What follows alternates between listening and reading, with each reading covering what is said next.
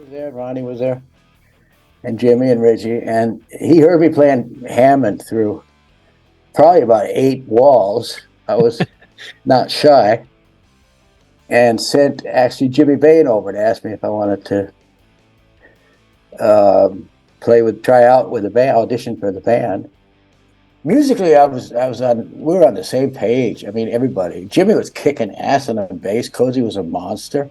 Yeah. Ronnie was Ronnie. Richie was Richie at the top of his game. I was keeping up, I guess. Apparently, nobody ever told me I wasn't. I wanted an intro for Terror Woman. Yep. Keyboard intro, and I did that in 2 hours with Martin. And he wanted a solo for A Light in the Black. I did that in 2 hours with Martin. Lovely. So we'll just kick off in the very early days then. I mean, I saw an interview with you once where you spoke about having loved music from a really early age. Now, was it always kind of the piano and the keyboards that had you interested in music, or did you dabble with other instruments when you were younger? Well, I mean, I saw the Beatles, like a lot of people will tell you this in my age. I saw the Beatles on the Ed Sullivan Show. I was 11. And then the Rolling Stones, Hermits, the whole British invasion, and Elvis before that. And, everybody wanted to be, and it was all guitar music. So I had an acoustic guitar. But when I was 5 years old, we had a piano in the house, and I couldn't kind of stay away from it. And I was always on it, my mother tells me, and told me, and was fascinated with music. And we had the usual hits of the day. In our case, it was Joan Baez, Harry Belafonte, whatever the popular music of the 50s. I was born in 53, and going on. So I was interested in music, but piano wasn't my primary instrument. What I studied was contrabass, was a double bass orchestral. Okay. Yeah. And I played in orchestras, school orchestras, and was actually headed for a career as an orchestral musician. I was after high school, I got accepted to some really prestigious top music schools, Juilliard in New York, and Wow. Rochester in upstate New York. And at the same time, I always had a rock band since I was 11, and I was we were doing rhythm and blues covers and stuff, and I was playing piano and singing. And my bass professor, this was interesting, the professor that instructed me on the contrabass and had a lot of influence with me applying to these music schools and everything. He says, well, here's what you can do. You can go to Juilliard and graduate, and in 5 years, you'll be the #2 bassist in the Cleveland Symphony Orchestra. He says, or you can hit the road with your rock and roll band and get all the pussy you can eat. I mean, basically, I'd go for it and go have fun, because it was obvious that I was more interested in music, popular music than orchestral music. And I flattered myself that I had the discipline to sit and play somebody else's music my whole life, but in retrospect, I doubt it. I doubt it would have worked out. So what did your parents make of that? Obviously, they were supportive of the music side of it, but for you choosing to not go to school and study at this prestigious school? My dad jumped through hoops because he didn't have to pay for Juilliard. We weren't rich. I mean, those places cost a fortune. Yeah. And you either get a full scholarship or it costs, I mean, even in the 70s, it was like 1971, it would have been $30,000 a year. Wow. Just for tuition, and then living in New York City is the most expensive city in the world and all that. So my dad actually was probably secretly pretty happy about it. They were supportive of anything I wanted to do my whole life, so it wasn't even an issue. They said, well, wish you luck. Right, if we have a saying, right if you get work, not when you get work, but if you get work. And I took off with a high school buddy, and we hit the road. We started a band, and 2 years later, we had a record deal. We were good. We were like a folk rock band, like Poco, or before the Eagles. And I wasn't the singer. We had a lot of three-part harmony, like Crosby, Stills, and Nash influence. I wasn't the lead singer. I played piano and bass in the band. And we got a record deal, which got us out to Los Angeles. ABC Dunhill Records signed us for an obscene amount of money, and it's all about being in the right place in the right time. And we were close to New York, and the guy that heard us was from New York, based in New York. And, we weren't in Indiana somewhere or out in the sticks or North Dakota or whatever. And we were close to where record deals were being offered, and we got one. They sent us out, and all of a sudden we're in West Hollywood, in 1973. And we tried forever to get a record made. We had Gary Katz producing, the guy from Steely Dan, who was famous for, first of all, never finishing records or firing the whole band, and keep like what Steely Dan did, and keeping two guys. So they fired our bass player and drummer before they never even played a note, and the other two guys in the band weren't allowed to get, both guitar players weren't allowed to play guitar. So in other words, they sabotaging exactly what the record label had signed was the charm of these young kids doing our own songs, and they were obviously charming. Somebody thought it was worth putting $1 million into, and good old Gary kind of sabotaged that. And so we hung around in the studio for way over a year. We're living in the Chateau Marmont Hotel on Sunset Strip, like Hollywood swinging, as they say. And we were I was playing with Jeff Porcaro, was in the band for a while. I mean, these are all session guys, but they were going to be playing the album. Jeff Porcaro's brother Mike was playing bass, and Skunk Baxter was playing guitar. And we were rehearsing at SIR Studios in Hollywood, preparing a song to try to yet another attempt to get something that we recorded. And Richie was two doors down looking to put together Rainbow for the Rising lineup. And he had everything but a keyboard player. He had Cozy was there, Ronnie was there, and Jimmy and Richie. And he heard me playing Hammond through probably about 8 walls. I was not shy, and sent actually Jimmy Bain over to ask me if I wanted to try out with the band, audition for the band. And I was at a point with my own band that it didn't look like it was going anywhere, and it wouldn't have gone anywhere. So I said, too much politics, too much Gary Katz, too much cocaine, too much everything. And I said, yeah, go for it. And the rest is history. You touched on joining Rainbow there. First question then. Graham Bonnet told me you'd never heard of the band Rainbow when he joined. Had you heard of Rainbow? I was well aware of it because the California Jam had been a year before, and Richie did his whole thing where he smashed a guitar up and put his guitar through a $100,000 TV camera. I thought that's cool, and loved the band anyway. I mean, big, loud, present, noisy, rambunctious. What's not to love? And then right in, I'm going to say end of 74 or the very beginning of 75, Man on a Silver Mountain had been released. It was all over the radio in LA. So I was quite aware of the band. I didn't know anything what Rainbow was. I'd never heard of Ronnie, of course. I didn't know anything about Elf, but Richie's name on it, and it's a great singer, and it's a really cool song. And so everybody's quite aware. But Graham was coming from Australia, that he hadn't heard of it. It doesn't surprise me. But I was I was in Southern California, and I was aware of it. Yeah, well aware of the band. So when they approached you and said, "Come and play with us, come and try out," I mean, obviously you were struggling with your previous band. I mean, what was going through your head at that stage? Being a young man, you'd heard of this band, Ritchie Blackmore, famous virtuoso. What were you thinking at this stage? I called my dad the night that I'd met Jimmy Bain.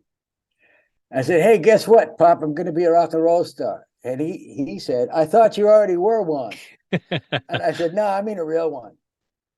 I said, "I'm going on to play with this guy from Deep Purple tomorrow, and I'm probably going to join his band." I said, "Well, good luck," like he always did.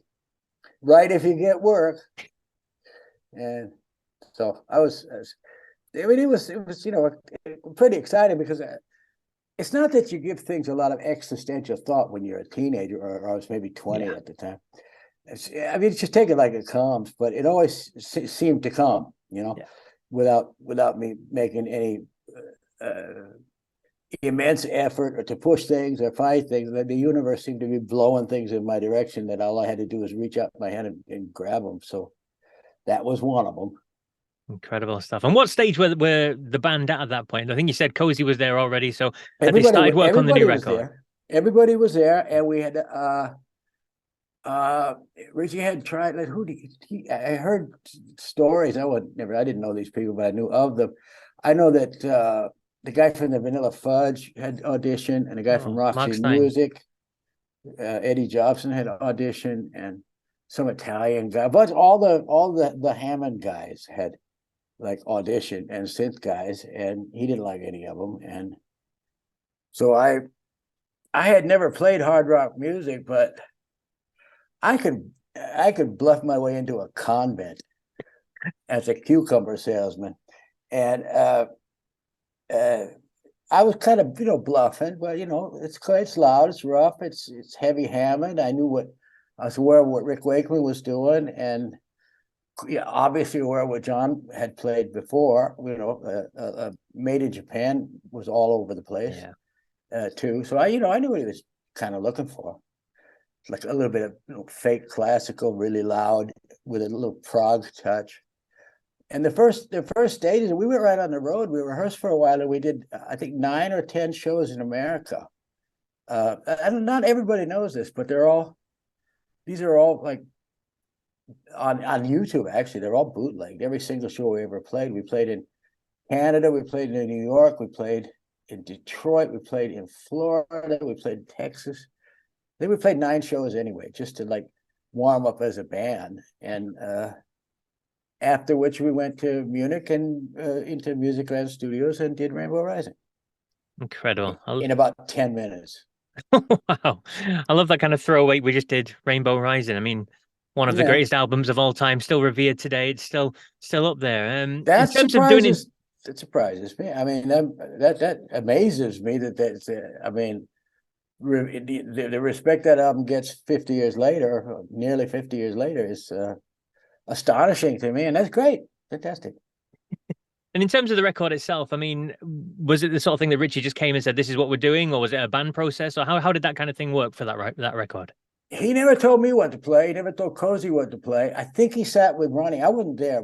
He did Ronnie. The vocals he did with just Ronnie and Martin Birch. But my keyboard parts, it was just me and Martin Birch. Richie'd fuck off and go somewhere else and come back, and he'd like it or not like it, and he liked it. And there was no like dictatorial anything. And I never got musically. We were on the same page. I mean, everybody. Jimmy was kicking ass on the bass. Cozy was a monster.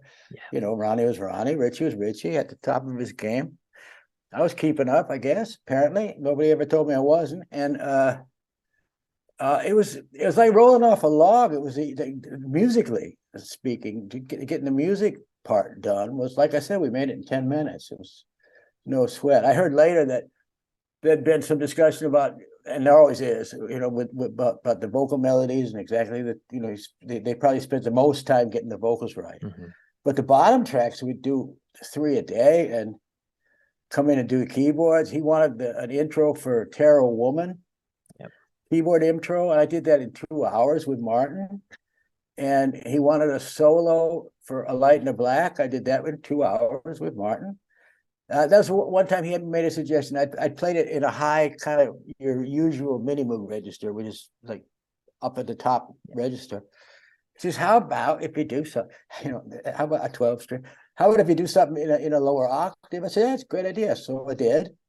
And he came back, he says, yeah, I like that. I'm basically good to go.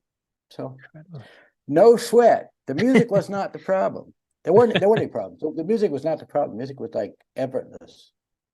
And how did it, just touching on Tarot Woman, obviously it's the opening track, it's the first thing we hear. It's you on your keyboard, you synthesize, that kind of thing. I mean, you say you were asked to write something. Was it just off the top of your head? Was it kind of pre-planned? How did it go? Free form off the top of my head. The hardest part was I played this improv piece. Rainbow was all about improvisation. If you've heard the live albums on stage, of course, but then there's 80 variations, 80 live recordings from that tour, the 76.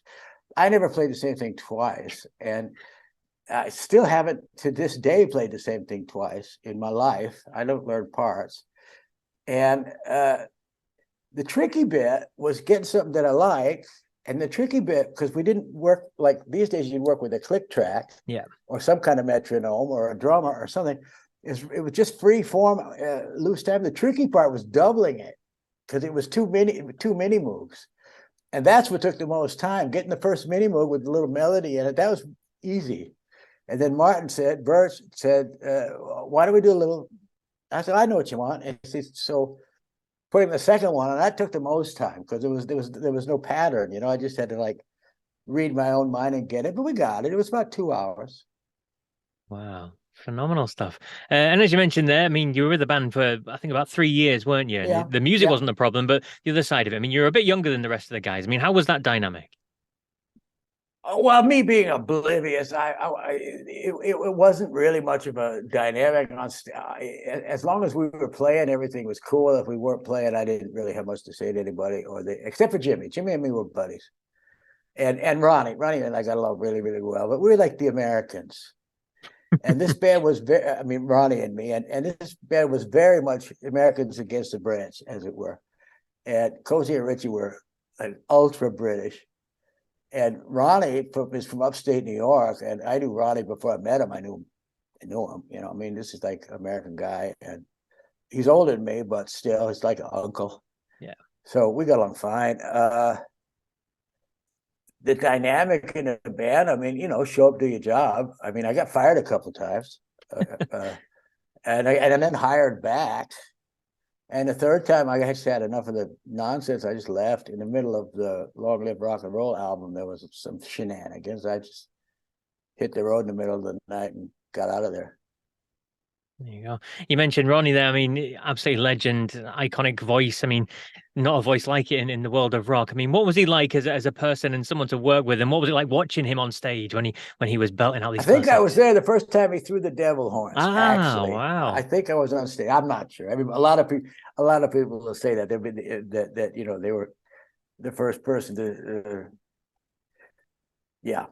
whatever. I think 40 million people will say that they saw the planes hit the Twin Towers, in a city of 8 million. But whatever, I will maintain to this day that I was on stage with the first time Ronnie threw the devil horns. He's a great guy. If you saw him in interviews, that's the way he was. I mean, straight ahead, pretty much dead honest. He gave you his opinion the way he called him like he saw him. He could be, he could be bitchy like everybody can. Mostly, really a gentleman. I mean, he's an Italian fella, Italian American, from upstate New York. They have this. They're very polite. Yeah. And even if he's about to stab you in the back, he's not swearing at you. They have this gentlemanly air about him. He was a real gentleman, and he was always lovely to me. And Wendy, his wife, she was with him from the early days. I don't think they were married at the time, but she was with us the whole time, in the studio, on the road, in the studio, on the Rising tour, and then in the Long Live Rock and Roll sessions, and in the Rising sessions. Wendy was always there, and she was great too. They were just great people. Fantastic stuff. And you mentioned some shenanigans around you leaving. What was it that actually led to you leaving? And was there any regrets afterwards that you'd left? From their side, I think so. They had to look all over the place to get a replacement. Hell no, I was happy to get out of there. There's some crazy shit. They were into this occult, or Richie was into this occult thing, and he was calling up, having seances with Ouija boards, and it was getting dangerous, scary, and a little bit violent. And I thought, it's time for me to go. And I don't want to say much more about it. It's pretty much been documented, and I regret anything I might have said about it when I was a lot younger, but it's nobody's business. But call it a major personality clash. I mean, and as one of the only 4 Rainbow members to ever, I mean, there have been 40 of us. I think there's been quite a series of major personality clashes over the years. So I don't want to get into that. That guy's a great guitar player. He is indeed. And soon after leaving, you found yourself in Germany, the decision to move there.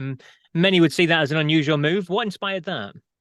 Well, being oblivious, I had met people on the road in Germany, and a guy called me in 70. I left the band in fall of 77, flew back to LA, and I got a telegram. Remember those? A telegram, Wow. or maybe you don't remember those, but they were pieces of paper delivered, hand delivered, that said, asked me if I could come to Munich to work as a session musician to help a guy record an album. I said, sure, send me a ticket, and he did.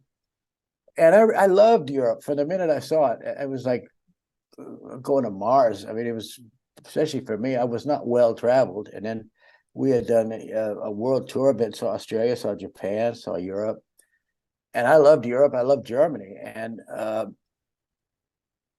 while I was here, this was in August of 78. It's been 45 years. I met some people. One guy I met had a recording studio in Frankfurt, and I made a deal with him that I'd come in when all the paying customers had gone, like at midnight, and with my little cassette recorder, I'd play the piano and just, goof around trying to compose stuff. And that led to me getting some studio time. And that led to me to making records, in the beginning, electronic records, like Kraftwerk inspired, Frog, kind of goofy electronic drum machine music, which led to me figuring out how to play guitar and bass on records, and which led to a record deal in America, because this guy had connections, which led to some big hit singles in the States for me, and some huge singles for me here in Europe, and albums. And I mean, I had 7 songs in the Hot 100 in America, and 2 top 40, and a #1 in the radio charts, a song called "A Fine Fine Day." And that's did good. I was on MTV a lot, Yeah, and then absolutely. all of that led to me producing. And then I spent a long time to actually living in the studio producing people. I produced people like Joe Cocker and Chris Norman from Smokey, and all these Smokey, yeah. unlikely people, because I never cared about the music, about the genre. I just cared if it was good or not, Yeah. and trusted myself to know if something was good. I produced Jose Carreras, the opera Oh, singer, wow. all kinds of different shit, just all kinds of different shit. And just when you start having, and I started having children, and a family, and I wasn't about to drag my half German family and relocate to California, in the middle of all this. And in the meantime, my kids are in their 40s, 30s, and 40s, and I just stayed. Yeah. You ran through an awful lot of your career in a short time there. Let's rewind a little bit to the very start of what you were saying there, when you were saying you're in the studio and you got to learn the guitar and putting down different things. I mean, that sounds like it must have been a really kind of, I don't know how to explain this, like a really nice way anyway of being in the studio and working at your own pace and finding things out and learning. It must have been a really happy time for you, was it? Well, the whole life's been a happy time, including now. But I tell you what, it was a free college education Yeah. in how to use analog studios, which means cutting 2-inch tape with a razor blade. Yeah. There are other reasons to have a razor blade in the studio.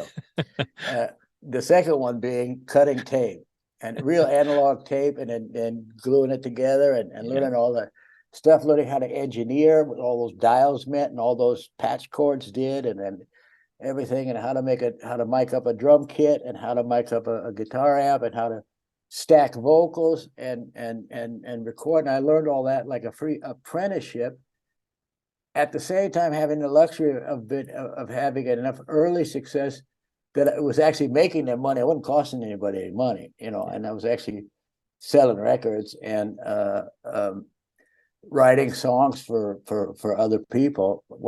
I've published over the years between 1,100 and 1,200 songs, depending Wow. on how you count them. Sometimes a song will be like 20 little pieces in a film soundtrack. So, but say 1,100, and then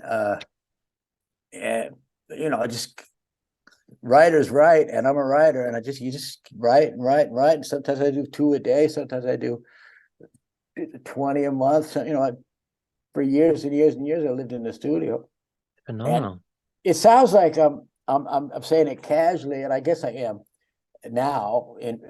But in retrospect, I worked my ass off, and it was a great way to kill 40 years. I mean, have fun. I never had a real job in my life. And, I never had a boss in my life. The only boss I ever had in my life was Richie Blackmore, as a matter of fact. And I quit that job. So, yeah. Fair enough. And you mentioned your hits. You had 7 over there in America, well, over in America, and the 2 big ones, A Fine Fine Day, The First Day of Summer. Was it that a prominent Those member aren't the big ones. Those are 2 of the big two ones. of the big I ones, had a yeah. separate project called Planet P Project. Yes, we'll get to that in a second. But firstly, those ones I mentioned. I just want to hear about the Geffen story. The guy, the prominent member of Geffen that didn't like. Well, they signed you. They liked the songs, but he wanted was it the lyrics changing and the parts changing and things like that? Story. I must have shot my mouth off on another podcast. Yeah, this guy. Oh man, I don't want to dignify him by saying his name, but he was like the most important A&R guy. If you do some research, you'll figure out who it is. He loved the songs. He didn't like the lyrics. He didn't like A Fine Fine Day for a Reunion is about my uncle that I didn't actually have, but I invented, who'd gotten out of prison, been in prison for 20 years, and he comes out and he'd hidden some money, and they were still after the money, and it's the mafia type thing. This is a story, and he didn't like that lyric. He wanted to be called "In the Heat of the Night." Now that's all I'm going to tell you. He wanted to be called something like that, and the second one was a song called "The First Day of Summer," which I thought was, if I hadn't been a songwriter, I would have been an author, and I thought it was very, very lyrical. But the feeling was, on the first day of summer, the whole world knows your name, which is like you walk out and you feel that good. Everybody knows my name. I'm the man. It's the first day of summer. Nothing could be better. He hated that. He thought it should be slided in or anything, anything then other than the first day of summer. And I was of the opinion, silly me, that my job was to make the music and the label's job was to sell it. And this was exactly in the early 80s where that was changing, where A&R guys at these big labels, Geffen included, would actually sit with the artist from soup to nuts through the whole procedure and be able to say things like, I think you should change these lyrics. Well, I'm a little older school than that. I said, well, listen, if you don't like my songs, then we don't have to record them. I don't have to release them. I can go somewhere else. And I did. Eventually. So Geffen did release the eponymous Planet P Project album. And this is also a funny story because I had 2 record deals. Yeah. I actually had 3, but I had 2 record deals, which nobody ever has. One under TONYCAREY and one under Planet P. And Planet P was like a science fiction concept album. Very tongue-in-cheek. I mean, Why Me? The first single was about an astronaut that gets a panic attack when he's on the countdown. 10, 9, 8, 7. He says, "No, I don't. Change my mind, fellas." And it's too late. And my Fine Fine Day, First Day of Summer, the songs from TONYCAREY were story songs with a protagonist and a story and a beginning, middle, and end. And so we'd already agreed, okay, I could be in TONYCAREY videos, but I can't be in Planet P videos because that'd confuse everybody even more than they already were, including me. And Geffen, the David Geffen Company signed both of those projects. And we released the Planet P record. It did fairly well. Why Me in particular, but there was 3 songs that made it to MTV. There was 3 MTV videos, and it was got a shit ton of radio in America and in Germany and in Japan and in all around Europe. And so that was that. And then came time for the first TONYCAREY album, which would have been an album called Some Tough City. Yep. And this is where I had my run-in about the lyrics. I said, no, I'm not changing anything. Oh, and they wanted to cut A Fine, Fine Day from 4 minutes 40. I agree that's too long for a single, but they wanted to cut the whole bridge out, which really explains what was going on. Okay. It's the whole key to the song. And I'm more of a lyricist than I am I don't think in terms of 3-minute blocks of music. And I, in retrospect, if I had, maybe it would have been a bigger record than it was, but I didn't care, and I still don't care. I had a story to tell, and this 40 seconds that they wanted to cut out was like the meat of the story. And it wasn't like anybody just like approached me and said, let's talk about it. They sent me this demo cut. I said, no. I said, okay, good. So they traded me to Irving Azoff, the Eagles manager who was running MCA Records. They traded me like a baseball player or like an old Harley. And all of a sudden I'm an MCA recording artist, TONYCAREY / Planet P project. And so Some Tough City, and then a Planet P record, the second Planet P record, a double concept pink bubblegum album called Pink World. And the following album called Blue Highway all came out on MCA. Very confusing. Very confusing indeed. Yeah. For everybody. Some Tough Cities, that is a fantastic record. I love the tracks on there. Tinseltown and Eddie Goes Underground. I love those sorts of things. Brilliant records. These in terms of one word to that, these are complete autobiographical. I mean, I lived in the seamiest side of LA, which is West Hollywood, for several years, and these are all like true stories. all these criminals and shady characters. And Eddie Goes Underground is you heard about Your Trouble up in Stanislaus County. That's where I'm from, Stanislaus County, California. These are all autobiographical, and they're all like basically true. The names weren't even changed to protect the innocent. I was too young to know about that. So, but thanks I'm glad you enjoyed that.